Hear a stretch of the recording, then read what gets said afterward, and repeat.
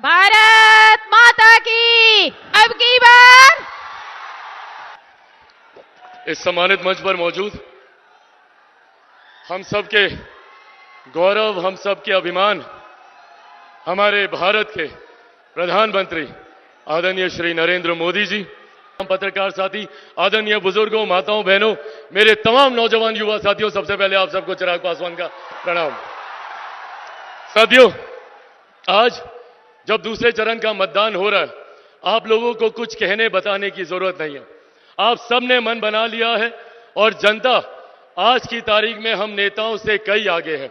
जो विश्वास प्रधानमंत्री जी ने पिछले 10 सालों में अपने कार्यों से अर्जित किया है, जिसको हम सब प्यार से मोदी की गारंटी कहते हैं, वो विश्वास इतना ज्यादा है कि आज किसी को ये बताने की जरूरत नहीं है कि एनडीए के किस प्रत्याशी के प्रति आप मतदान करें, किसको आप जिताएं, क्योंकि ये मन आप लोग बना चुके हैं।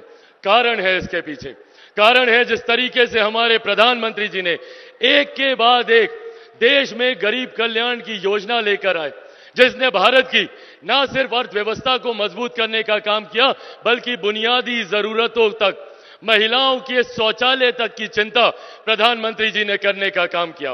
एक तरफ जहां हमारा एनडीए गठबंधन विकास के मुद्दे पर हर रोज आगे बढ़ने का काम कर रहा है, प्रधानमंत्री जी ने हम सबको लक्ष्य दिया कि 2047 तक हम लोगों को भारत को एक विकसित देश बनाना है। भारत विकसित देश तब बनेगा जब भारत का हर राज्य विकसित बनेगा, जब हमारा हर एक जिला विकसित बनेगा, हमारा हर एक प्रखंड विकसित बनेगा, हमारी हर एक पंचायत, हमारा हर एक गांव विकसित बनेगा। यह लक्ष्य प्रधानमंत्री जी का 2047 तक का है। पर ठीक इसके विपरीत विपक्षी दलों का जो गठबंधन है, वो भ्रम फैलाने का प्रयास करता है, संविधान को लेकर, आरक्षण को लेकर, लोकतंत्र की हत्या को लेकर। ये एक ऐसा विपक्ष है जो पूर्णतः मुद्दाहीन है।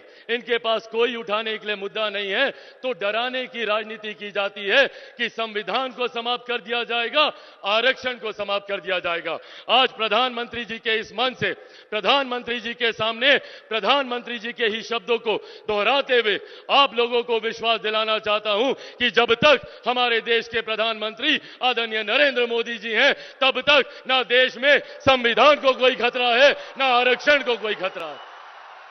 और आज इस मंच से मैं मेरे नेता, मेरे पिता आदरणीय रामविलास पासवान जी के संघर्षों की कसम खाकर आप लोगों को विश्वास दिलाता हूं कि जब तक चिराग पासवान जीवित है, ना आरक्षण पर, ना संविधान पर कभी कोई खतरा था, ना भविष्य में कभी कोई खतरा आएगा। यह वादा आप लोगों से करके जाता हूं। पर साथियों, ये समझने की जरूरत हम लोगों को भी है। ये वो लोग हैं जो लोकतंत्र की हत्या की बात करते हैं, जिन्होंने सन 75 में आपातकाल लागू कर सही मायनों में लोकतंत्र की हत्या करने का काम किया था। आज ये लोग हम लोग को लोकतंत्र की दुहाई देने का काम करते हैं। हकीकत है, जिन्होंने अपनी अपनी व्यक्तिगत महत्वाकांक्षाओं के लिए अपने सिद्धांतों से समझौता किया, ये जयप्रकाश नारायण जी की धरती है। बिहार उनके सिद्धांतों पर चलने वाला प्रदेश है। उस वक्त की पीढ़ी ने एकजुट होकर, एकत्रित होकर जयप्रकाश जी का समर्थन करने का काम किया। और कई उनके अनुयायी हैं जो अपने आप को उनका अनुयायी बताते नहीं सकते, पर आज उसी कांग्रेस की गोद में बैठे हुए हैं जिसके लिए जयप्रकाश जी ने कांग्रेस को सत्ता से बाहर उखाड़ फेंकने के लिए संपूर्ण क्रांति का नारा देने का काम किया था।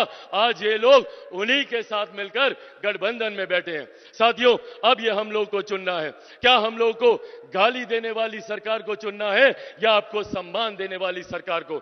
एक तरफ वही राजद है जिन्होंने 90 के दशक में मां, बहन, बेटियों का घर से बाहर निकलना बंद कर दिया था।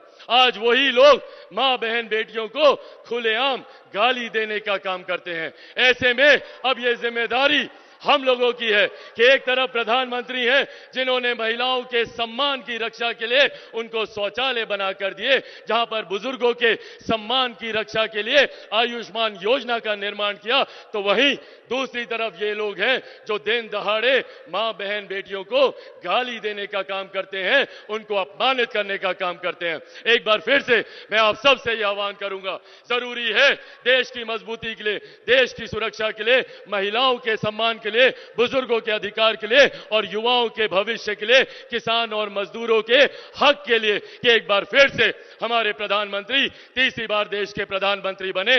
और हम तमाम प्रत्याशी उन्हीं के सेना के सदस्य हैं जो हम मिलकर हमारे प्रधानमंत्री जी के लक्ष्य 400 पार को हम लोग पूरा करेंगे, जिसमें बिहार की 40 सीटों का महत्वपूर्ण योगदान रहेगा। सब लोग तैयार है ना? एक बार दोनों हाथ उठाकर जोरदार ताली से हमारे प्रधानमंत्री जी को अपना विश्वास दें। जोरदार ताली बजाकर।